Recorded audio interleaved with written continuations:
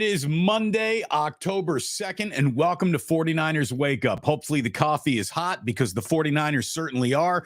Damon Bruce, Larry Krueger, we are simulcasting on both of our channels, and the disruption is real. So is the takeover.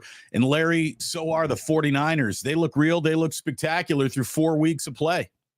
Undefeated, looking strong. Brock Purdy had an incredible day. Christian McCaffrey had an amazing day. Brandon Ayuk, Damon, had the quietest, 8 catches, almost 150-yard day that you're ever going to see.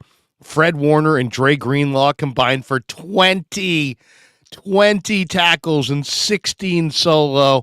And yes, the 49ers will roll into Week 5, national TV against the Dallas Cowboys, 4-0. It is a great morning. Wake up, 49ers. Now, there you go. 49er Wake Up with brought to you by Palmetto Superfoods. We're talking Niners. We're talking acai bowls. We're talking Purdy. We're talking idiots that rip Purdy. Oh, what a great morning. I can't wait. It is a good morning. And hopefully, look, we know that we've had a very high audio level on Larry, and I was low. We've tried to fix that, so tell us how we're doing. Hopefully it sounds good, but it certainly looks good for the 49ers, Larry, and this show is basically a 2-hour free-form conversation between two guys who have been around this team for the better part of 20 years covering it. You are inside that locker room. You are on campus at all times.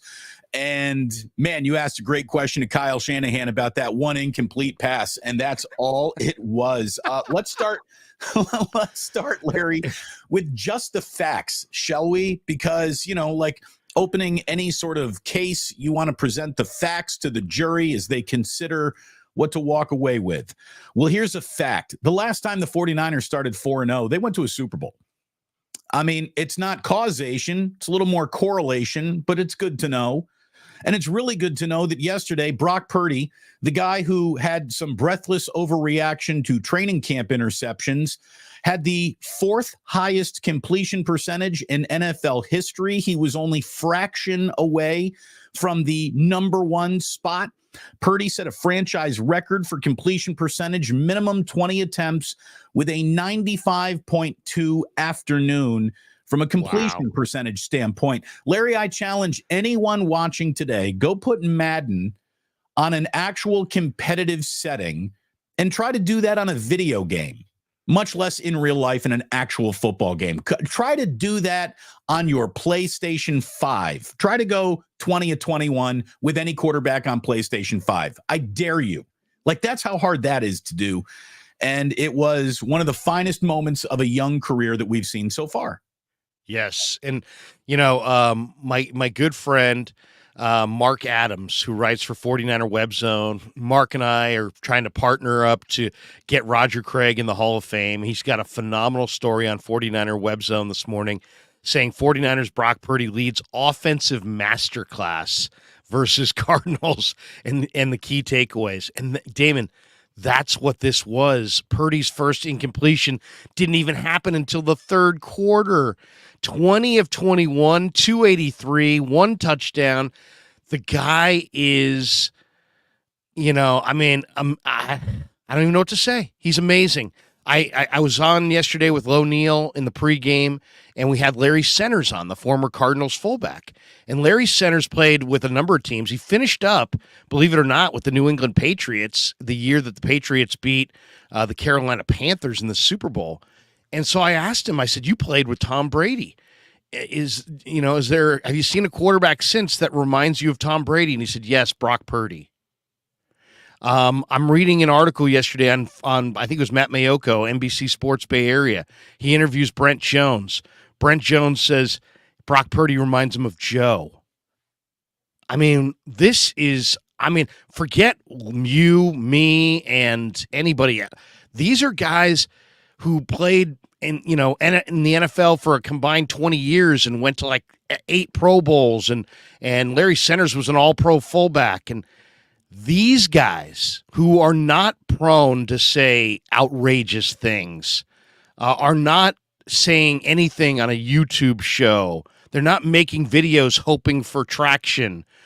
These guys are comparing Brock Purdy to the two greatest quarterbacks that have ever played, Joe Montana and Tom Brady. Now, it may be, you can say what you want. You can say, hey, dial it all down, this and that. But I think we all need to kind of recalibrate what we're talking about with this guy. I went into the locker room, talked to Willie Snead, talked to Colt McKivitz, talked to Drake Jackson. They all were glowing. Willie Snead, who played with Drew Brees, is like, I love that guy, man. I love that guy. And I said, Willie, you got time for a couple minutes today? And he's like, man, I got my whole family standing out in the corridor waiting for me to shower up. We're going to go get some dinner. I said, Willie, no sweat, bro. We'll catch up later this week. He goes, I will give you this, though. He's like, I love that guy. And I saw it early on. And he's quiet. He's humble, but he's an intense, competitive guy. And I said, what's the secret of Purdy at his core? And he's like, work. The guy works. Well, Damon, I mean, you know that better than anybody. I mean, that's what it takes to be good at anything, right? You got to work at it. And that's what Brock does, I guess, according to his teammates. He works at it. Well, especially in an offense that demands a level of detail and consciousness and awareness that the Kyle Shanahan offense demands. And Purdy just looks to seem born not only physically right for the offense, but mentally right for the offense as well. And it's just all lined up in a way that is such an incredible start to a career. Again, look, to say you might be Joe Montana, you might be Tom Brady, is, that's crazy. It's almost too much. But then when you say, well, you can't project what the future is going to look like, you can only go to the past to see how it started. The truth is, Brock Purdy is better than both Tom Brady and Joe Montana combined. I mean, that's where it starts getting nuts. It's not in the future projection. It's what he's already accomplished. Like, we have Brock Purdy putting up 30 points or more streaks with consecutive win streaks that are now starting to dwarf other streaks that have happened in the 49ers record book. When you look at the amount of points scored per game to start a year, you can draw a straight line between the start of Brock Purdy and the absolute apex of Peyton Manning with the Denver Broncos, Larry. And I think it was that 2013 Denver Broncos team is the team that set the all-time single-season scoring record with 606 points. So not only is Brock Purdy being mentioned with Steve Young and Joe Montana in the 49ers record book, he's doing something else that only Peyton Manning has done in this league. And the start is truly remarkable. He is 9-0 in the regular season. It is the third longest winning streak to begin an NFL career, behind only Ben Roethlisberger, who's going to go to the Hall of Fame on his own talent and merit, and then Mike Tomczak, who was riding the chemtrails of the 85 Bears defense in that 86 season. Mike Tomczak won 10 in a row. Wow. But that, I'm not going to say that Mike was solely responsible for that. No one is solely responsible for anything on a football field and shouldn't be, judged as such. But Brock Purdy is constantly seeing his name on not just the lists with like Hall of Famers, but the inner sanctum of Hall of Famers is where Brock Purdy sees his name often on early career returns. He's been extraordinary. Anyone who spent the entire offseason trying to tell you what this guy isn't and what Trey Lance might be is so detached from actual football reality that we don't need to burn anybody down. We don't need to rob anyone of their credibility because actual football has already done that. Imagine being a Brock can't play salesman. It's going to be a rough day at work for you this month, isn't it? Yes, it is. And here's the thing too. Why, all I would say to anybody, this ain't about you. This is about him. And you know what? Yeah, maybe some of us, and I'll say us, even though I was all over it early, but even I was not all over it as early as some. Brock Purdy is a great story going way, way back, Damon. This guy had he was recruited to Alabama. He only went to Iowa State out of loyalty, out of fit. He felt it was a better fit. But this guy in 2017, Damon, was the Arizona Gatorade Player of the Year. He set state records. He threw for 4,400 yards and 57 passing touchdowns in high school. Okay, I mean, the guy lost 20 pounds as a junior in high school due to mono and led his team to the state semifinals. And then goes to Iowa State and gets on the field in a hurry and starts 8 of 10 games in 2018 as a freshman. He goes honorable mention Big 12 as a freshman. He was 6th in the nation in FBS and passing efficiency as a freshman. I mean, full-time. That's a conference that cranks out pro quarterbacks. And, he came back as the full-time starter his sophomore year. He became the team captain at Iowa State. He set like 18 school single season records, and in his second year, on his way to becoming second team All Big 12. The Cyclones got to the Big 12 championship game with Brock Purdy. You watch a lot of college football. I watch a lot of college football. The Cyclones weren't in any championship game before he got there. They were 1-8 after he left. I mean, the guy's got like 32 school records now. He was an academic All-American. I mean, the guy's big time. The guy is big time. He's the son of a pro athlete. It's an athletic family.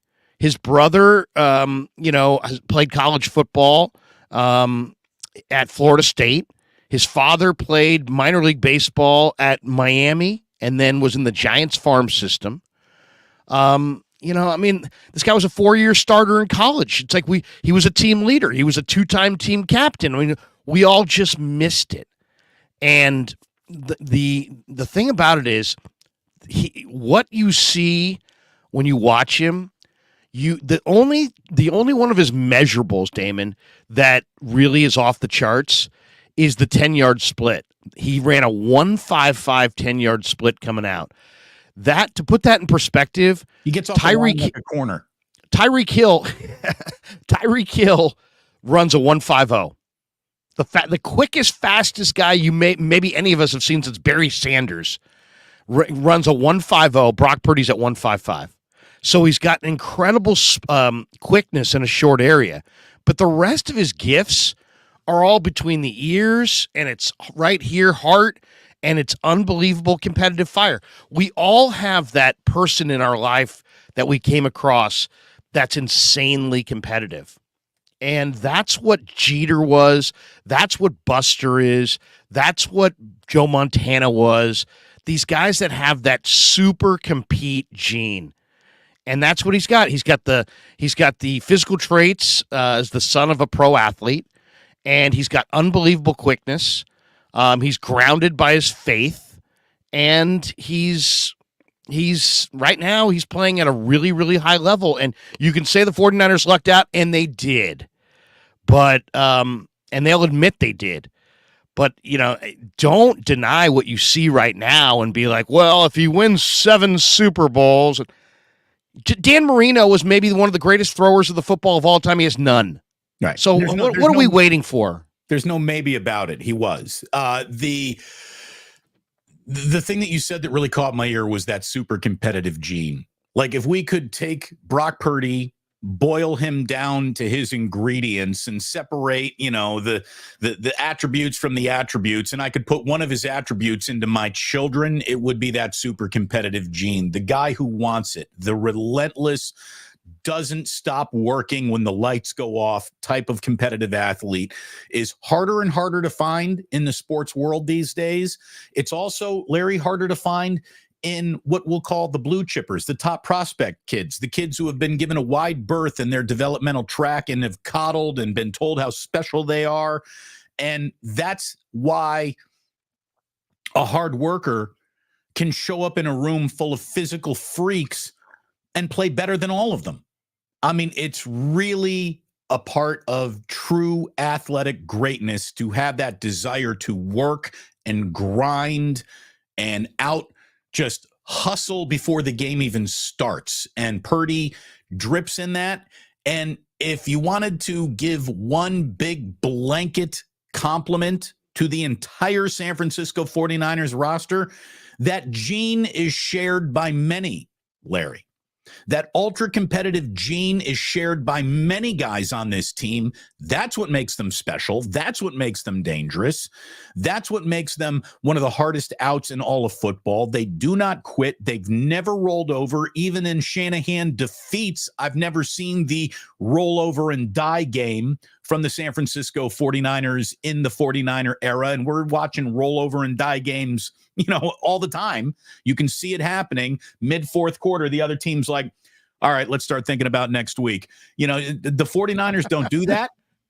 And that speaks to a level of super competitor that Kyle Shanahan is, that John Lynch is, and that all trickles down.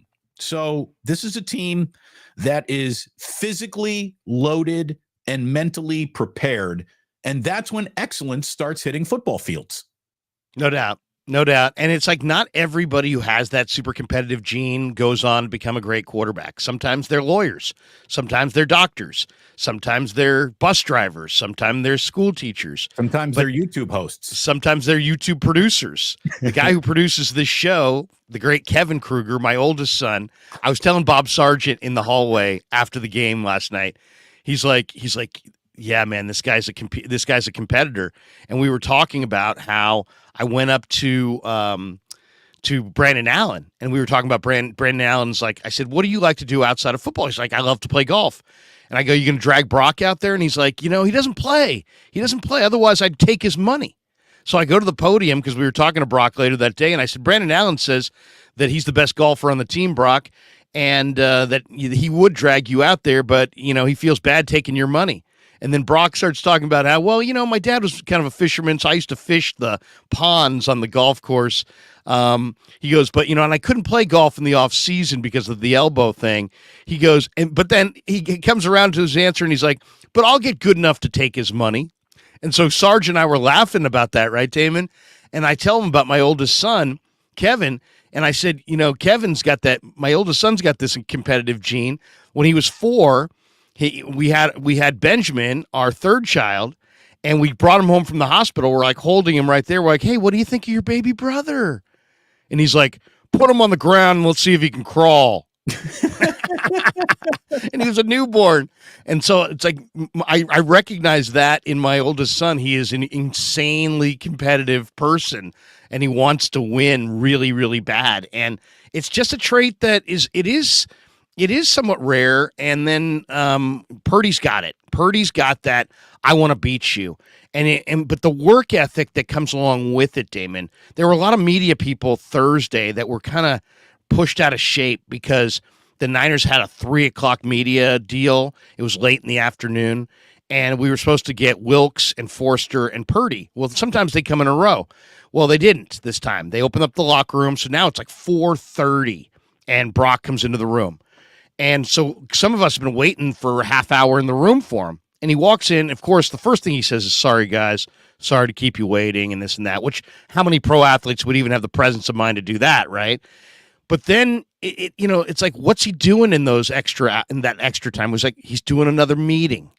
And I talked to him. I said, what's your routine night before a game?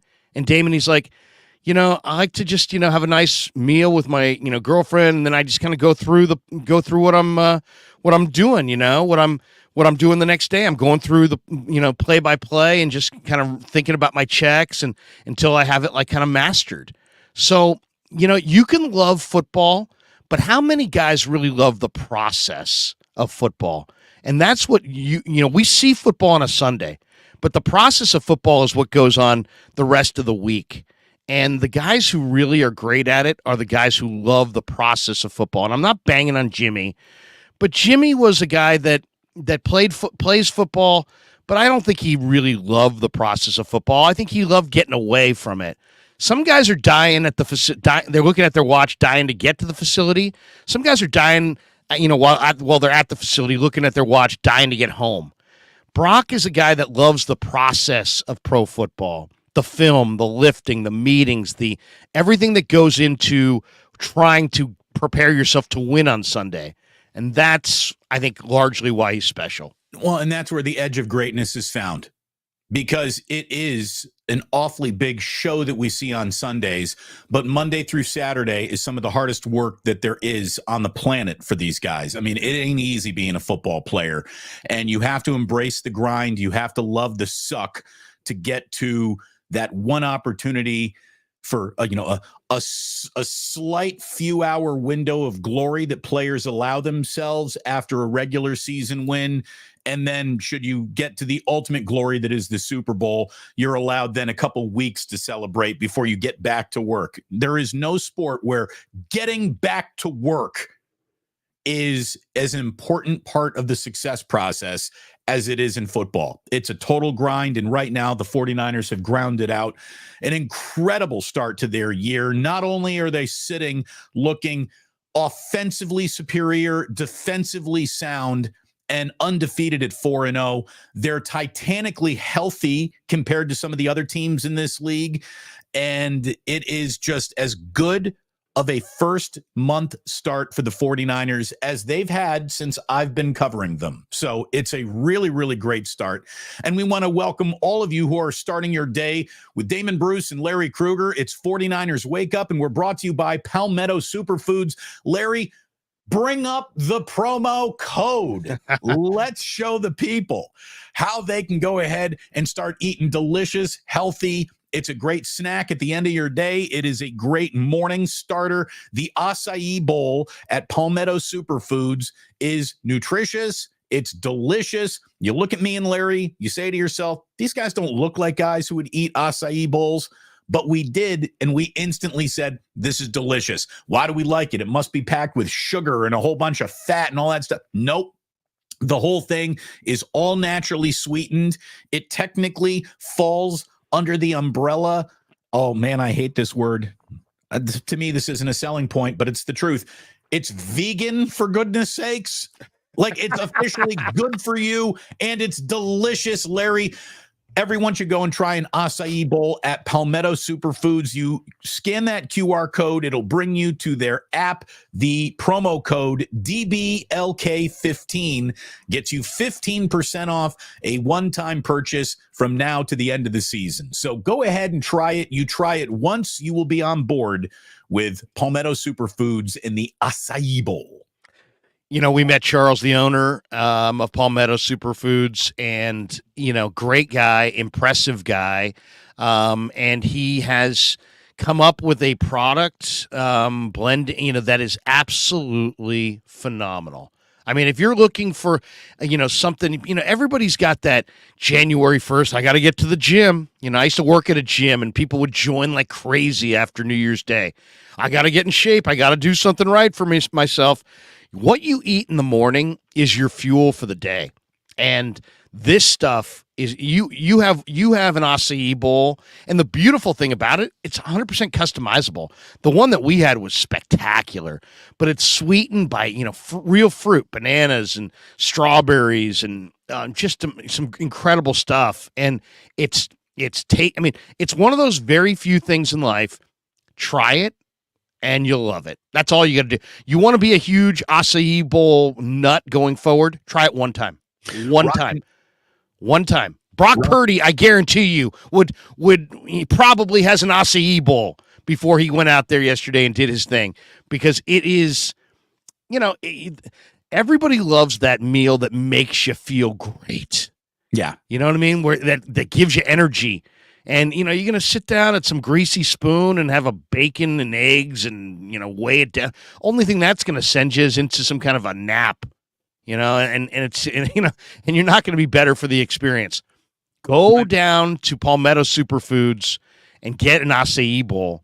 They've got locations all through. Yeah, Rockin' New Era 84 says no locations in the East Bay. We'll just wait. They're coming to Berkeley. They're coming to Walnut Creek. They're expanding. Yes. And someday Larry and I will be with Charles ringing the opening bell on the New York Stock Exchange as they go public and are trading acai bowls like it's a tech company. That's how good it is. This thing is going to grow, and we're thrilled to have Palmetto Superfoods on as the debut and title sponsor of 49ers Wake Up. And back to football we go. Larry, we'll bring the promo code back in just a little bit. Oh, you took it all down. We got naked all of a sudden. Look at us. Oh, wait a second. Hold on. We took it all down, baby. Let me tell you, since we're talking about the streak. There we go. There we are. There we go. The 49ers have won 14 straight regular season games. Amazing. Is that good enough for you? Because it's the second longest winning streak in franchise history. It was only a season that wrapped around from 89 to 90. So we're getting into, some real glory day years for the 49ers to find regular season success like this.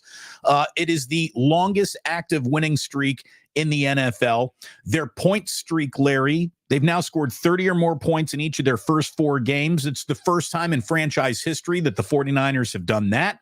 It is the 7th consecutive regular season game that the team has eclipsed 30 points, dating back to week 16 of 2022. It's the longest streak since at least 1970. That the 49ers have done that. They're the first team in the NFL to score 30 or more points in 7 consecutive regular season games, Larry, since the Denver Broncos between the 2012 and 2013 seasons, week 15 to week 4. And that was Peyton Manning, as I said earlier, at his peak with the Denver Broncos. That is the 2013 team that set the still standing NFL record for 606 points scored. So not only is Brock Purdy in conversation, sidling up against Joe Montana and Steve Young every time you look up, he's now officially coming for Peyton Manning. What more do you want? What more do you want? And it's just, it's an incredible story. The origin of Brock Purdy only makes it that much more interesting. If he had been the number 1 overall pick of a draft, everyone said, well, I expect this from him. I expect this from him. Did you see that Patrick Mahomes got outplayed last night? I saw that. For the first time in his career, he got outplayed by the other team's quarterback, which just stunningly enough was Kevin Wilson. And the Chiefs still won, and Taylor Swift won the night. And congratulations to Kansas City and all its fans. But even the greatness of Patrick Mahomes has trouble looking great week in, week out all the time. Now, he's a few more years into his career, obviously, but a level of consistency that the 49ers have found, Larry, in football, it might be the single most hardest thing to. It's easier to be the Miami Dolphins popping up and scoring 70 points in 1 week than it is to be consistent over 14 consecutive weeks of football. So what the 49ers are achieving is what happens when a really loaded roster meets a head coach and a front office that know what they're doing. This is competence. And again, I don't want to bag on old memories and off-season conversations, but there were merchants out there who sold you, tried so hard to illuminate a level of incompetence that they thought defined the 49ers. And so while people are screaming incompetence during the middle of the most competent the 49ers have ever been, again, this is why I tell you, you choose where you get your information carefully these days. Because there are bad faith operators out there just looking for clout. Larry and I aren't looking for clout. We're looking for football. And we're glad that you found us over here, because when we're looking at the 49ers, we're very impressed by what we see, as is everyone.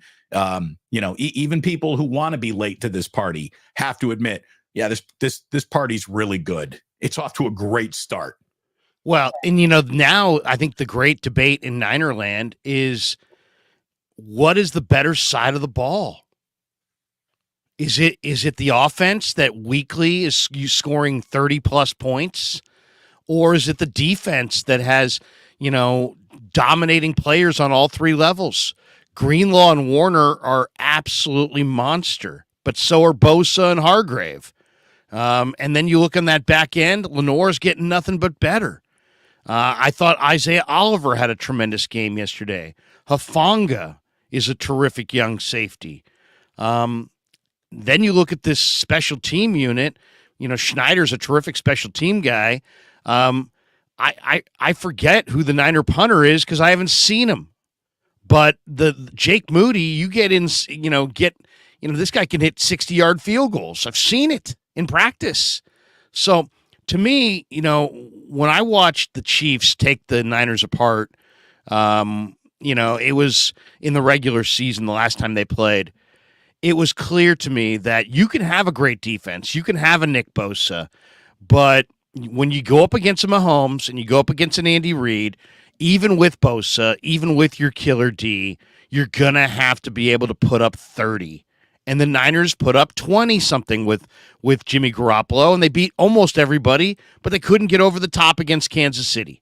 Now under Purdy and now with the addition of CMC, you've got 3 weapons here in Ayuk, CMC, and Debo, who all look poised for career years.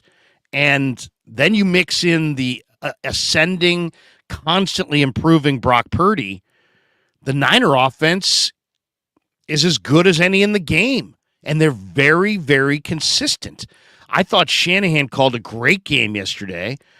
This Arizona defense did a lot of good things. And Gannon's got a good foundation there. He's got a good sound scheme. They were getting to the quarterback. They only got to Purdy one time all day. They've been playing really, really well defensively, and the Niners just kind of rhythmically took them apart. And the Niners are scoring 30 points a game every single week. So I don't know. Well, if I said to you, are the Niners better on offense or defense? I think most people, if they've been following the story of the last few years, would quickly say defense. But are they better on defense now that they've got, McCaffrey in his career year, and Damon, the couple balls that Ayuk caught down the field, and by the way, all the dink and dunk crowd, Purdy went up top to Ayuk and hit him in stride. But Ayuk's been doing this all summer, Damon, where it doesn't matter where the ball is. He'll pick it off the surface. He'll sky 10 feet in the air. The guy is 6'1" and change. He plays the ball in the air like a 6'5" wide receiver. Truly great teams. The teams that you remember and talk about when you're an old man from your childhood are teams that married a great defense with a great offense. That's just where greatness happens on a football field. A defense can win a championship all by itself, because if the other team can't score, then all you got to do is score a little and boom, you can be champion. We saw that, played out a little bit with the 85 Chicago Bears, who were a defense first, second, and third football team, but also had, Willie Gault and Walter Payton and some razzle-dazzle offensively, but they were a defense first football team. The Ravens that beat the New York Giants, very much the most defense first football team maybe of all time, because that offense was dreadful. If the 49ers continue to put up 35 points a game with this defense, Larry, they're going to win the fucking Super Bowl. That's what it is. They are going to win the Super Bowl if they continue to score like this and have a defense that plays like that. That's when greatness happens. That's when true excellence hits a field. None of this is easy. When teams start making it look easy, it's because they got those both things going for them. And the 49ers have looked pretty goddamn good in these 4 games that we've seen so far, to the point of it bordering on easy for at least 3.5 of the of the 8 quarters of football that we've seen. More than that. Sorry, I'm bad at math. But of the halves of football, the one half where they might have struggled defensively was that first half against the Los Angeles Rams. Everything other than that's been pretty good. And I got to tell you, Arizona, you got mad scrapple in you. You really do. I'm impressed, Jonathan Gannon. I'm impressed, Josh Dobbs. I'm impressed by how hard that team played. I'm impressed by some of the ballsy coaching decisions, the fake punt, going for it on 4th and 7 early on in the game, right at midfield, where, you don't get this. It's 21-0 Niners, and good night, Irene, right away. Like, they went for it. I respect the Arizona Cardinals. I really, really do. And they're the NFC West, Damon, I think it's safe to say, is better than a lot of people thought. Everybody said, the NFC West, but the Rams are decent and the Cardinals are good. Let me just say this about the Cardinals. And I talked to O'Neill in the pregame about this. The Cardinals stretch you vertically with their explosives. Michael Wilson had a day yesterday. Hollywood Brown can get deep. Rondale Moore is a burner. And then they stretch you horizontally as well. Connor can get to the edge, even as a big back. Dobbs is a great runner. But the stat of stats, the one that made me go, okay, now I see it, with the Cardinals, is Josh Dobbs' quarterback rating off play action, 84. When he doesn't have play action, 34. So what's the key? What was the key to winning yesterday? Getting up 21 points or getting up 21-3 and then, and taking the play action game away from the Cardinals. The Cardinals the week before ran for 7 yards a carry, 220 plus yards against Dallas, which is why the Niners are going to beat Dallas next week, because Dallas can't stop the run. The Niners held that same group to 4.2 a carry. Connor went for 52 yards, and Dobbs didn't have play action at his disposal in the second half. And credit Dobbs, though. He ran 12 times for 48 yards. And credit Gannon. He did everything in his power. He was 2 for 2 on fourth downs. He did everything in his power to try to keep them close, and still it was 35-16. So the difference is now between the Niners a few years ago, now they've got the ability to play complementary football. If your offense can score points, guess what? It's a whole lot easier to play defense. The defensive game plan was relatively conservative. If you look at Wilkes, he wasn't sending, tons of heat at Dobbs. Why? Why take chances when a team's got this kind of explosives? The Niners only sacked him one time, but they got 7 hits on the quarterback. 4 of them came from Bosa.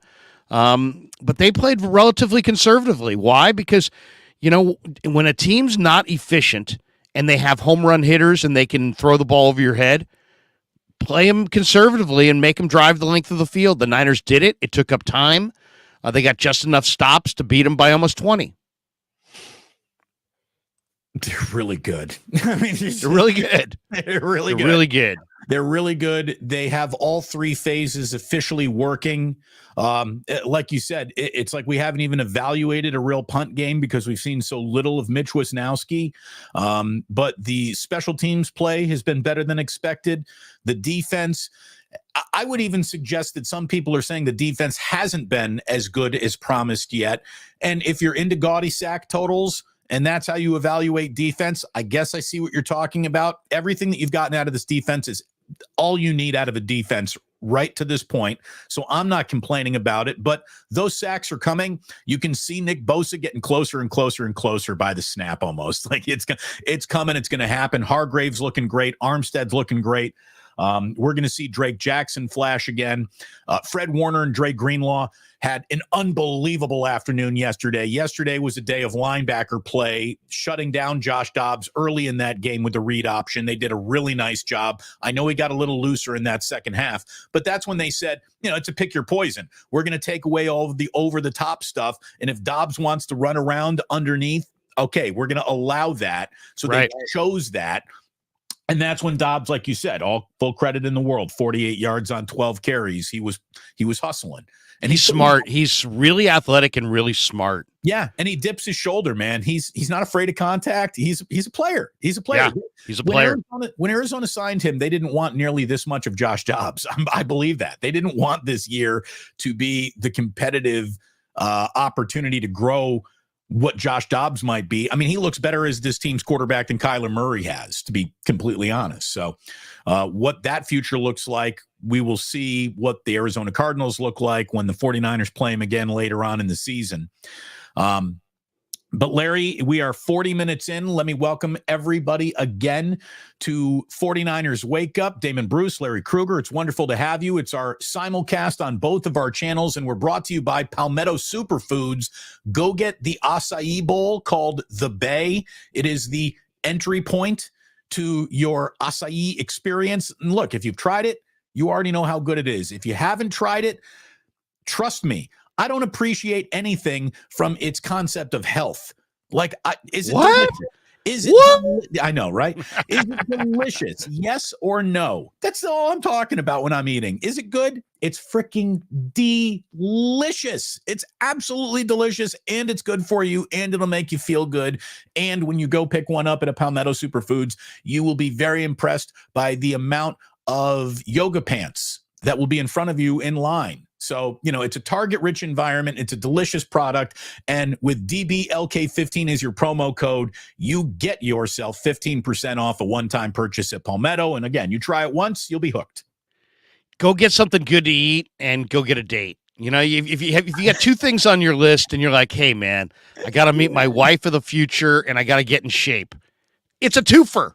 It's Absolutely. A twofer at Palmetto Superfoods. And I'll tell you, Larry, as I'm sitting around looking at the box score, looking for, I don't know, absurdities would be the wrong word, but just looking for points that are like, oh, well, how does that make sense? How does that make sense? Say that out loud. How does that make sense? The 49ers scored 35 points without a Deebo Samuel reception, and George Kittle had one catch. Amazing. That means things are going great. And that means Christian McCaffrey right now, if we ended the NFL season after 4 weeks for whatever natural event caused that to happen, Christian McCaffrey is the MVP of this league. He's not the offensive, most valuable offensive player of the year. No, he is the MVP of this league. And it is time for us, Larry. I want to spend at least the next 20 minutes basking in Christian McCaffrey. While, again, some content creators were counting joint practice interceptions, I was saying, McCaffrey's going to have a monster year, an absolute monster year this year. And everything that I hoped would happen in the offseason, a full offseason digesting Kyle's playbook, a full offseason just getting himself in a spectacular shape. And you even heard Fred Warner brought it up. He is running with a level of purpose and anger that I don't think I've seen even in last year's impressive debut. Christian McCaffrey has a stiff arm for everybody in this league. He's probably stiff arming water boys on the sideline, Larry. Christian McCaffrey is angry with the football, and he plays violently. When you hear a football player playing violent, you normally associate that with someone on the line of scrimmage or a linebacker or a defensive player. He runs violently. He is initiating contact. He is not ducking anyone, anytime, anywhere. He never just goes out of bounds. He is fighting for everything, and he's stiff-arming dudes into the ground. Christian McCaffrey is not some scat finesse back who can also play the slot. His wallet is the one that says bad motherfucker on it. Right at the end of Pulp Fiction. That's his wallet, man. He is a bad man. Oh, there's no doubt. He's no further away from being one of the 5 best players in this league, Larry. He's one of the 5 best players in this league. He's on the same list with Patrick Mahomes. Everyone you think is on that one line, McCaffrey's up there with him. He's a blue chip guy. 4.4 speed, 1.52 10-yard split, which by the way is only slightly faster than Brock, if you can believe that. 37.5-inch vertical. These were his numbers coming out, and this guy was incredible.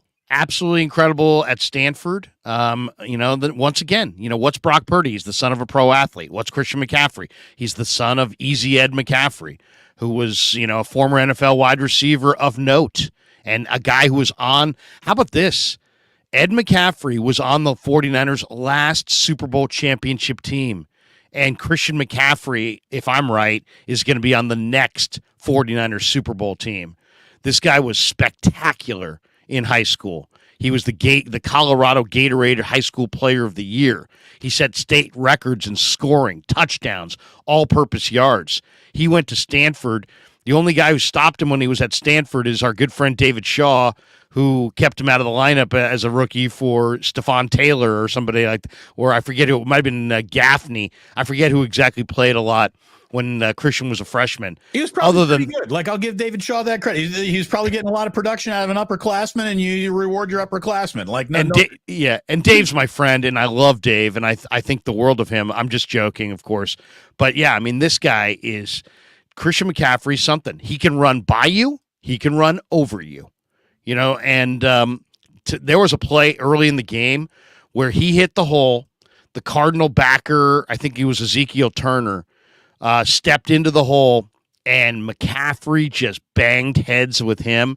And Ezekiel Turner, I think, grabbed his face mask like 4 times on the day. I think he might have been called for 1 or 2. But, man, it was like Ezekiel Turner highway yesterday. He was just running right over Ezekiel Turner. And I'll tell you, Damon, while everybody is bringing notebooks to camp and writing down every little minutia, well, guess what happens when you're writing? You're looking down, and you're not looking up. And so, like, if you ever see scouts, they rarely sit there with a pen. They're watching. They like to watch the whole thing. And what you got out of what you should have taken away from the 49ers offseason wasn't, 4-yard out from Darnold to McCaffrey, incomplete, a 7-yard curl from Lance to, JP Mason, complete. You're writing all this stuff down. What you should have taken was back away and get the macro. And the macro on minicamp was Christian McCaffrey reminded me of Jerry Rice. I went all those years to Rockland and sweated and watched Jerry Rice run out every pattern 40 yards down the field. Watch Roger Craig run every run and continue 40 yards down the field in 110 degrees in Rockland. And that's what Christian McCaffrey did in minicamp. Everybody else was at like minicamp speed. McCaffrey was like, I'm taking this thing 30, 40 yards down the field. After a couple practices like that, some of the D linemen started running with him down the field. And you're watching Spencer Wagee and these guys chasing this guy 40 yards down the field. He was a tone setter. He set the tone for the entire franchise in minicamp of how hard we're going to work. This is what I'm bringing. What are you bringing? And when he's not when you're in that locker room, you never even notice him. He's not a big guy. He's not a loud guy, but he's got the respect of every man in that room because he basically, he could have essentially by the way he practiced in May and June, it was like he was screaming, "This is the level I'm playing at. Can you meet my level?" Right. Look, and great. And he's a leader, man. He's a true leader. Great outworks good. Great outworks good. And the last guy in the NBA who, when practice is over, needs to get up 500 corner threes is Steph Curry. But he'll go over there and he'll put up 1,000 of them. It's just an absurd level of dedication to the craft that you'd think this guy's officially earned the right to not have to work that hard. Like he's so established. He doesn't have to be out here trying to be a practice All-American. No, that's who he is. And the results are stunning. His video game touchdown that capped that 9-play, 75-yard drive for the offense's second touchdown in as many drives yesterday, Larry, his 18-yard leaping run over K-Trail. Yeah, you hurdled him. Dude, and I want you to, if you can see the replay where they get you with the overhead spider cam, so you're behind the play, you're watching McCaffrey run away from you towards the end zone. And after he leaps over Clark gets up and he's the human shrug emoji. Like he's got both hands, palms straight up in the air. Right. Going, what the hell was that? Like I was, my shoulder pads were right in that guy's hips. And then he just leapt over me. I mean, it was special. And you know what that was, by the way? Because I went into the locker room after the game, and I forget who told it to me, but somebody told me, one of the players said, I said, how about Christian hurdling Clark? And I think it was Willie Snead. And Willie's like, that was all film study. He had noticed during the week that the Cardinal DBs were going low. They sell out going low. They sell out going low and uncontrolled. They weren't wrapping. They were firing their bodies low, trying to just just knock you off your pins, as they say. And McCaffrey noticed it, expected it, anticipated it, and then hurdled the guy. But I mean, Christian's special, man. Anybody who saw him against Iowa in the Rose Bowl a few years ago, coming out of Stanford, he owned that day. He's just got a very smooth stride. He chops his feet. He can cut on a dime. He can change direction. He's got really, really good vision. He sees the creases. He protects the football in traffic. He's great. He's ideally suited for this offense because he can read his keys on the stretch plays as well as almost any back in the league. You'll see him sink his hips into really sharp cuts. The motor is unbelievable. He does not dance. He gets downhill. And the feet just never stop churning, man. He just never stops moving those feet. He can make a defender miss on any level. He's a special player. He's got multiple gears. He's got experience in all different formations. You can use him in a 2-back. You can use him in a 1-back. You can use him offset. You can flex him out. He's got excellent hands. You can throw it to him out of the slot. He's got unbelievable quickness out of the break. The Niners don't use him on special teams, but he's a very good punt returner. He's a very good kick returner. The guy's a hell of a player. The Niners should have taken him with the pick that they used on Solomon Thomas. They probably should have traded back a couple spots in that draft and taken McCaffrey, but instead they went with Solly and the trade. The other thing, Kawakami asked Kyle yesterday in the postgame. He's like, was there a chance that you weren't going to get him? Yeah, Tim, there was a very good chance because the Rams wanted him too. And the Rams were offering quite a bit. So they had to outbid the Rams to get him from Carolina. There was a chance he was going to be an LA Ram. Instead, he became a Niner and 2 weeks later had that amazing game that beat the Rams. And believe me, that might have been, I know I don't want to put too much on this, but we all see things as they are. But if you go back to that season and that trade deadline, that was John Lynch made an executive of the year kind of a move there. The Niners played the Rams, and they were dinged up. They needed McCaffrey to be a huge part of their offense in that game. If the Rams get McCaffrey, the Rams probably win that game. What people forget is the Niners needed every win at that point, including a win against the Rams in the final week of the year to just get into the playoffs.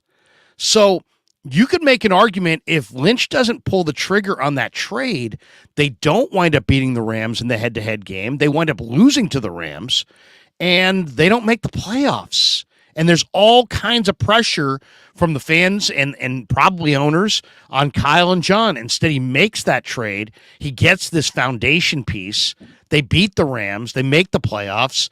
And now he's a key cog on a Super Bowl favorite.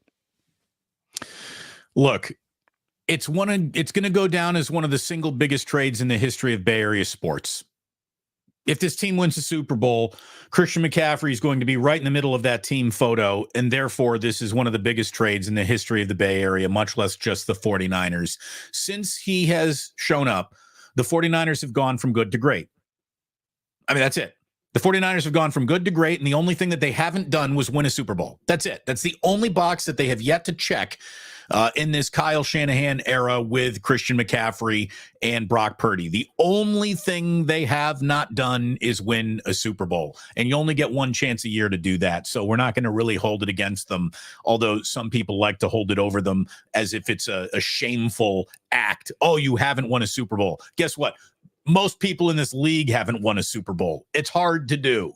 The 49ers are in that rare space where they're making it look easy. And one of the reasons why it looks easy is because of this guy.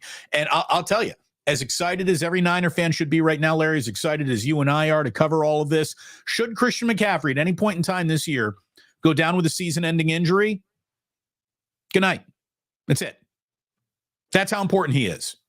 That's how important. I mean, I don't know if their season would be done, but they are not the same team without They're not the same. I mean, everything that you're counting on now as this is who the Niners are changes dramatically. Their DNA changes dramatically with him.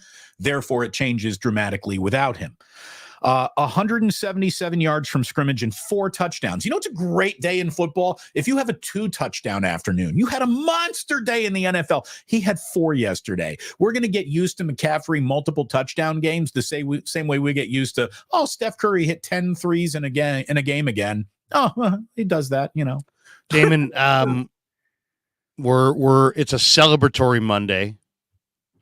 There's no doubt about it. But we have to share this unfortunate news. Indiana Jim says R.I.P. Russ Francis. ESPN just said that he died in a plane crash. I loved Russ Francis, man. Russ Francis was a phenomenal tight end, a great 49er, a champion in every way imaginable, a special human being, a man who lived life with just joy and he wanted to, he wasn't one of these guys that just did nothing. This guy lived life with everything. He loved life and was incredible. He was incredible. One of 2 people killed in a plane crash at Lake Placid Airport on Sunday, according to the Adirondack Daily Enterprise. The 70-year-old Francis had purchased the Lake Placid Airways Scenic Tour business. Aircraft Owners and Pilots Association Senior Vice President Richard McSpadden was also killed in the crash. It happened at 4:09 p.m. local time at the end of the runway, which led to the Lake Placid Emergency Services, State Police, and Saranac Lake Volunteers Rescue Squad. Everybody came to help. It was a Cessna 177 Cardinal. Small aircrafts, man. Small aircrafts and athletes and guys who play guitar. Don't stay out of a small aircraft if you're an athlete or a guy that plays guitar. That's very sad. Very sad. He was still very young. That's too bad. Rest in peace. Very sad. Very sad. Great Niner. He was traded, by the Patriots to the 49ers, another great Bill Walsh trade. The Patriots would go on and use that draft choice to draft Andre Tippett, but it's funny, he left the Patriots, he got a job with ABC Sports, and he was in Hawaii for the Pro Bowl. He interviewed Bill Walsh, and Walsh told him that this was the only time in his life that he'd actually be able to play football and that he would never get those years back and not to turn his back on the chance to play football. And so Russ came out of retirement after he sat out the 81 season, joined the 49ers, won a Super Bowl at Stanford as a member of one of the greatest teams of all time, the 84 Niners. He played a key role in the Super Bowl with 5 catches for 60 yards. And, he had an incredible year in 85 with the Niners with a career high 44 receptions. He was, he was an incredible personality. He had a wrestling career. I mean, the guy lived life. He jumped out of airplanes. He took chances. He had a great zest for life. And sadly, he's gone at the age of 70. And it's too just bad. A tragedy and all. He was beloved by all the Niners, and the Niner family, obviously sends their thoughts and prayers to Russ, his family. Just a spectacular football player, but a guy who had just a beautiful smile and a zest for life. And I wish we all could have that kind of zest for life. Very sad day. I'll tell you, it was sad hearing that Tim Wakefield passed away over the weekend too, losing a battle with cancer. Did not hear that either. Yeah, so very sad. Yeah, rest in peace to all those who are shuffling off this mortal coil. This is a special time we have together, so let's enjoy it while we're together. By the way, It's officially your 9 a.m. hour here on the West Coast. Welcome to 49ers Wake Up. Damon Bruce and Larry Krueger with you, brought to you by Palmetto Superfoods. Go get yourself an acai bowl, several locations. DBLK15 is the promo code. You want to give them the QR code. There it is. Larry is making it flash for you. Scan that right now. Go ahead and get yourself off to a really good week with a delicious, nutritious start to your day. It's a great substitute for that fattening dessert you might have had. It's absolutely delicious. Larry and I are hardly guys with runners' bodies. We're trying. And the acai bowl will help us get there. Thanks so much to Palmetto Superfoods for being the premier and only title sponsor we have here on 49ers Wake Up, a show that's truly disrupting morning shows here in the Bay Area. It is great to have you here. It is great to see the 49ers off to a perfect 4-0 start. And again, Christian McCaffrey yesterday, Larry, 4 touchdowns. That's a career high for him. McCaffrey and Tevin Coleman, believe it or not, are the only 49ers who've ever had 3 rushing touchdown, 1 receiving touchdown days in a Niners uniform. His 3 touchdowns in a half were the first time in his career he scored 3 touchdowns in a single half. It's also his 12th career game with at least 1 rushing and 1 receiving touchdown, which is now tied for the second most such games of all time, Larry. Marshall Faulk had 15 such games.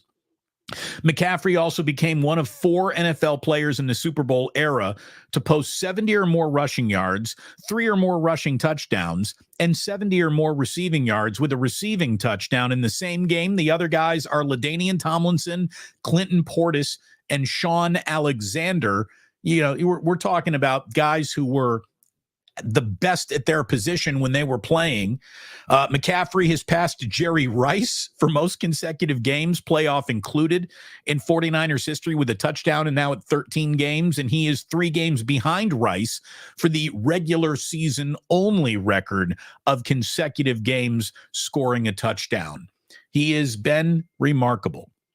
He is the reason why Kyle Shanahan, I think, has just had that noticeable strut about him since he got the guy that opens his offense more than anyone else. And again, they put up 35 yesterday. Let me ask you this, Larry. Yeah. Was Deebo Samuel a decoy? Was he defended well? Was he out there to serve a purpose of distraction? Did he play through an injury and get just 3 carries for his efforts? Yeah, I mean, Deebo took one for the team. He was less than 100%, and he knew that, Juwan was out, and he knew that if he was out there and running around, that in and of itself would draw attention. He took one for a team. Deebo's a warrior, man. He is a warrior, and he was battling 2 injuries, and what the Niners wanted to do yesterday was win the game, win it impressively, and freshen up Deebo for Dallas and for the games coming up. And, so Deebo's got a rib injury, but he's also got a pretty painful, I think, kneecap bruise. He banged that knee pretty hard on the Giants sideline in the first quarter of their game the week prior. And I just think that, he was a guy that sat out some practice and he easily could have sat out the game. But as I said, he's a warrior. So it's like, hey, you know what? I'm going to be out there for my teammates. He's a leader. I mean, he is one. This team's got a few tone setters. Fred Warner's a tone setter. Trent Williams is a tone setter. But Deebo is also at the top of that list. He is a true tone setter. And he just wanted to be out there. But I'm sure Kyle said, hey, look, this is not going to be a beat up Deebo day. We're going to spread the ball around to other guys. So you saw Ray Moore involved. You saw Willie Snead out there. You saw, Brandon Ayuk as the primary. Ronnie Bell. Ronnie Bell's a hell of a player. He got a touch. They spread it out, and now you've got Deebo another week to rest up that those 2 injuries and get ready for Dallas. So that had nothing to do with, Deebo was slowed down or anything. Deebo's in the best shape of his life. And the one thing that was clear this summer is that CMC, Ayuk, and Deebo are all on, career year type trajectories. And that's what has made this offense, that and the emergence of Brock Purdy, have made this offense almost the equal, or maybe the equal, maybe even better than the Niners on the other side of the ball. And now I guess the big question is, can the Niners stay healthy? Can they, they're right now, everybody notices they're a great team, but they're going to be talked about a lot after next week. Next week is national TV, Sunday Night Football, and the Dallas Cowboys. And when the Niners win that game, they're going to be the story, not just on 49er Wake Up next Monday morning, but nationally on all the shows. They're going to be, it's going to be Niner, and right. People will be pointing ahead. What's that? The secret will be out. The secret will be out, and they'll be talking about Niners Eagles coming up in whatever week 13 or whatever it's going to be. But to me, I think we could peek ahead and start to, because now, I mean, look at it. It's October the 2nd. We are about 3.5 weeks away from the NFL trade deadline. And you're going to now start to hear about all these different guys who are going to be potentially traded around the league. And the 49ers have the second most cap room, and they have a full complement of draft choices, and they are firmly inside their Super Bowl window. And John Lynch has said it concretely that their preference is to roll a lot of that cap into next year to sign Ayuk, try to keep the core together. But make no mistake about it, they're going to make a move before that trade deadline to add to their Super Bowl equation. And now, and I'd love to see your guys' comments in the chat, if you could add one piece to this puzzle to get the Niners over the top and do what they have not done in 28 years, what would you do?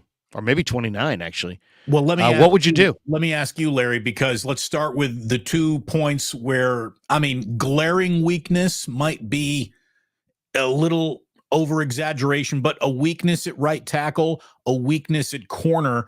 Ambry Thomas had a couple of bad plays yesterday. Michael Wilson with the longest offensive play of the afternoon until, Dobbs found Hollywood Brown for a 41-yarder. But Ambry Thomas let up a little bit at the end of that first half. And here's the thing. I don't even know if Ambry Thomas let up. Like, cornerbacks get beat. Cornerbacks give up plays. You just got to go out and play the next one. I don't think Ambry Thomas is bad, but he had a circle him game yesterday, and McKivitz gave up the 1 sack. I didn't think it was a bad game for him, but right tackle and another corner would be at the top of my wish list if you're talking about an in-season trade here. The thing about it is I agree with you, but I don't, this is why the Trent Williams trade was such a phenomenal trade for John Lynch, because you just can't find good tackles. And if a team has a good tackle, they ain't trading them. I would be shocked, totally shocked, if any NFL team traded a top-tier offensive tackle. I don't think it's possible. In fact, that's one of the questions of, T-Dub says Lael Collins. Lael Collins is, a good tackle prospect as far as, he was a good player, but he's had a lot of injuries. And I don't know that you're going to be able, I don't know that how good he is right now. Right. He is available for you. Yeah. But people said, "Oh, Tristan Wirfs." Tampa's not trading you Tristan Wirfs. They're 3-1. Yeah, they're not trading you Tristan Wirfs. Baker Mayfield's reborn down in that offense. They're not trading him. Mike Fuss's trade for Mike McGlinchey. I know you're joking, Mike. I know you're joking. Look, we got people doing material here. No, but I would say offensive tackle. First of all, I love Colton McKivitz, and I really believe in him. We're gonna have a much better feel for the competency of Colton McKivitz in the playoffs after his date next week with Micah Parsons. When we see what Colton does or doesn't do with Micah Parsons, and I'm going to sit down with Colton this week and talk to him and I mean, that's get what his thoughts. He needs help. The same way any tackle in football needs help against Micah Parsons. That's Micah Right. Parsons. Micah Parsons, TJ Watt, Nick Bosa. Those three guys, and I guess after his 6-sack game yesterday, we'll put Khalil Mack back there for at least a week or two. I mean, these are the best of the best pass rushers. Trent Williams has his hand full with Micah Parsons. So Colton McKivitz, give him help, give him a chip, give him use check lining up on his side, give him George Kittle, have someone always standing on Brock Purdy's right side, maybe not giving him that, get out safety valve, but leaving him in there for the blitzer that is coming. Oh, speaking of blitz, I've been meaning to ask you because I have not rewatched the game yet. I had kids hopping off the walls last night. Bath night, Sunday night. It gets nuts, Larry. I've been there. You're talking to a guy has 4 kids. Exactly. You understand. I have a 2-touchdown day. You've had a 4-touchdown day. I don't have to explain it to you. And if my wife is watching this, she's like, I did all the bathing. All right, honey. All right, pipe down over there. Did the 49ers send a single blitz at Dobbs yesterday? It didn't feel like they did. It did. Really? Okay, so if they did, it's a single-digit number, right? I mean, they were going with 4 or 5 down D linemen all day. Maybe there was some stunting, but I did not see Warner Greenlaw take that real shot.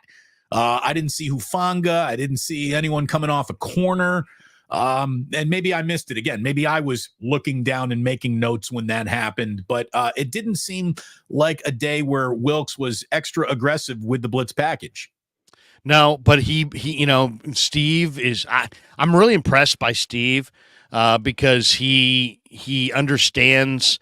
He's blitzed a lot in his previous stops, but he understands obviously the dynamics of anytime you blitz, you're leaving yourself open on the back end. If somebody can take advantage of it. He did bring a couple 6-man pressures that I saw where he brought literally the house on Dobbs on a couple of key downs. Javon Kinlaw's playing so well. I'm really happy. Kinlaw's playing well, but I mean, Steve brings some timely blitzes, but he didn't blitz a lot. And I asked him about it this week. I said, Steve, you saw the film. In week 2, the Giants had a huge second half against Arizona. And they totally shut down Dobbs after Dobbs lit them ablaze in the first half. And they did it by Wink Martindale bringing exotic blitzes. And I said, Steve, you got to get pressure on Dobbs. You saw what the Giants' pressure did to him in week 2. But at the same time, you have to play conservatively on the back end because the Cardinals have explosives for days. And how are you going to do this? And he's like, I think I can get there with my front 4. And we're going to have to get there most of the day with our front 4. And then, as you said, kind of play conservatively and make them keep their explosive playmakers in front of us. They did a really good job of that for the most part, and that was the game plan. Play conservatively, give those guys some room underneath, drop guys into coverage, and make Dobbs be accurate. Make him throw it over the top of the linebackers, but in front of the DBs, and make him thread the needle. Make him show that he was accurate. And I thought the game plan was genius. Now, as far as back to our last question about what would you add, I think a corner is a great one, Damon. I think you pegged that totally right on the money. There's talk that Denver, you saw Patrick Surtain's dad kind of show some frustration the other day on Twitter. Surtain would be a phenomenal ad for the Niners. And the one thing about corners is you can't fake corners. But if you have them, you have them. If you don't, you don't. And the Niners do, though, have on the PUP list, they've got Darrell Luter Jr. They like Luter a lot. They also have Samuel Womack on the IR slated to return. So you do have 2 guys there that you like that, potentially you're going to get back. They also have Kendall Sheffield, who they just signed, and they like Sheffield. He made a great special teams play yesterday. He made a great toe tap and play down at the goal line. Great play. Fantastic. And he also made 3 tackles yesterday. So I'd love to hear, what Steve thinks about the depth, the honest answer on the depth of his secondary. Mooney Ward's battled groin injuries in the past. If he goes down with the groin again, that's a concern.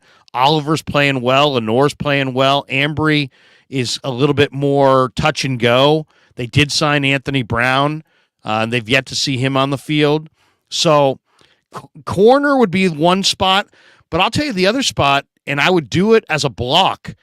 Elijah Mitchell's hurt. We're talking a lot about McCaffrey, but the guy, you win Super Bowls a lot of times with the guys who touch the ball. The one thing I might want to consider doing if I was John Lynch at this trade deadline is the block. Dallas is going to be a whole lot better if they get Jonathan Taylor. Miami is going to be a whole lot better if they get Jonathan Taylor. Baltimore, Buffalo, going to be a whole lot better if they get Jonathan Taylor. Kansas City, there's a number of teams out there. Philly, I would almost be interested in a Jonathan Taylor as a block. It's an and I would even be willing to trade one of those backs in a second-round pick. The other name that I think is a really interesting name, always Drip 805, who's a great texter on many of my streams, says go get DJ Reed. I like that idea as well. The Jets are not going to be a playoff team. DJ Reed's got experience in the slot and outside. He's tough as nails. He's super cocky. He's a veteran guy. You could probably get him for a 4th or a 5th round pick. That's the guy I'd target right there as a DB. Maybe a cheap trade for a DJ Reed. Maybe a bigger trade for a Jonathan Taylor, including one of your non-McCaffrey backs. And show up on Super Bowl Sunday with McCaffrey, JT, Ayuk, Debo, Kittle, Purdy, Bosa, Hargrave, and then get your ring finger sized up for the Super Bowl ring. Well, that's what I would do. I'll tell you this. I wouldn't be worried about a single aspect of the future if I were the 49ers beyond this year. Right. I'm going to give you all the in. future. All right now. This is all it. In. This is it. And Kyle Shanahan and John Lynch have been afforded the security that comes with that decision. They just got brand new contract extensions. They're not going anywhere. They've been told by the casino, your credit goes to infinity. So sit down and gamble. I mean, this is the year to be as all in. Every single precinct is reporting the 49ers are really, really good. So if you can add a guy, look at it this way. You add a guy like Jonathan Taylor, all of a sudden that, oh my God, Christian McCaffrey is out 6 to 8 weeks with a high ankle sprain, doesn't scuttle the entire year. That's the ultimate insurance package. The ultimate insurance package. To me, a more rudimentary, how do you get better? How do you improve what might be a perceived weakness is that corner. And I do like the DJ Reed suggestion. It'll be interesting to see how much the Jets are willing to blow this up. Knowing that Aaron Rodgers is, coming back next year, how much are the Jets really going to use this year to take it apart when they're going to try to instantly put it back together with Aaron Rodgers next year? And by the way, well, if Aaron Rodgers is coming back, I mean, I think there's 50. I think that's 50-50, man. I think there's a chance he rides off into the sunset. That's a major injury. He's old. I don't know. He doesn't seem like the kind of guy who wants to grind through that kind of rehab. No wife, no kids. He's married to football. I think he's coming back. Well, you know what? 10 years ago, that was a forget about it. Now with modern medicine, Anthony Brown had an Achilles, and Anthony Brown played less than a year later. I mean, you saw Dan Marino have an Achilles. He never moved ever again. I mean, he was like he was like in a phone booth the rest of his career. So the procedures in the modern medicine improves every year, and heck, we now see Michael Crabtree had a major injury like that. He came back from it. It used to be, man, if you played corner or wide receiver, you blow an Achilles, you're done. That's it. Now it's like, hey, you know what? You're back. They lock that thing. I've heard a lot because Klay Thompson had this injury. From what I hear, once you have an Achilles injury, they lock your Achilles. Like they literally put something there and they'll lock it. So like you could almost never blow your Achilles again. So maybe that, but I don't think you get the same fluidity, the same movement ability. I just, it's hard to imagine, but yeah, I mean, that will be, to me, they need corner help, and they also could use, I mean, somebody said DJ Jones.